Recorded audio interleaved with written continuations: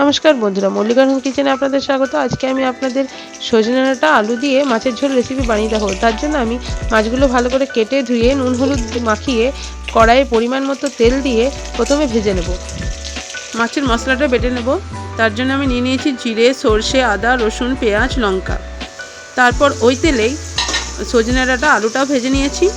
তারপর ওই তেলেই পাঁচফোড়ন দিয়ে কুচিয়ে রাখা পেঁয়াজ দিয়ে দেবো এবং কিছুক্ষণ ভেজে তাতে কুচিয়ে রাখা টমেটোরও দিয়ে কিছুক্ষণ ভেজে নেব। তারপর হলুদ নুন দিয়ে কিছুক্ষণ নেড়ে চেড়ে বেটে রাখা মশলাটা দিয়ে দেব।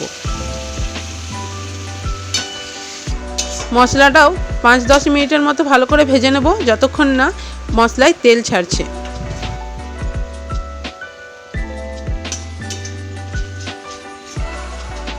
এই রান্নাটা আমার বরের হাতের তৈরি। বন্ধুরা, ভালো লাগলে আমার চ্যানেলটা প্লিজ সাবস্ক্রাইব করে দেবেন এবং আমাকে একটু এগিয়ে যেতে সাহায্য করবেন। তারপর দিয়ে দেবো লঙ্কার গুঁড়ো। আবারও ভালো করে একটু ভেজে নেব। দেখুন মশলাতে তেল ছাড়তে শুরু হয়েছে।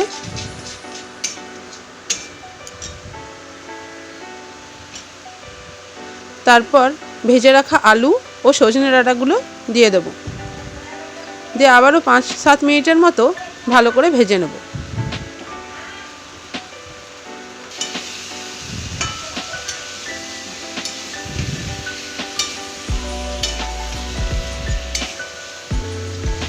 তারপর দিয়ে দেবো পরিমাণ মতো জল এবং 10 মিনিটের মতো সেদ্ধ হতে দিয়ে দেবো ঢাকা দিয়ে।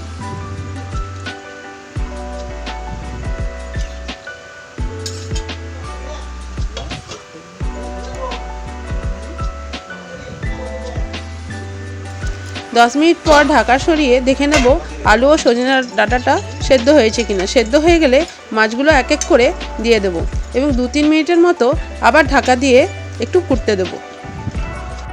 বন্ধুরা, আলু ও সজনে ডাঁটার সাথে মাছের ঝোল রেসিপিটা যদি আপনাদের ভালো লাগে তাহলে আমার চ্যানেলটা একটু সাবস্ক্রাইব করে দেবেন এবং আমাকে একটু এগিয়ে যেতে সাহায্য করবেন। ধন্যবাদ বন্ধুরা, আবারও দেখা হবে।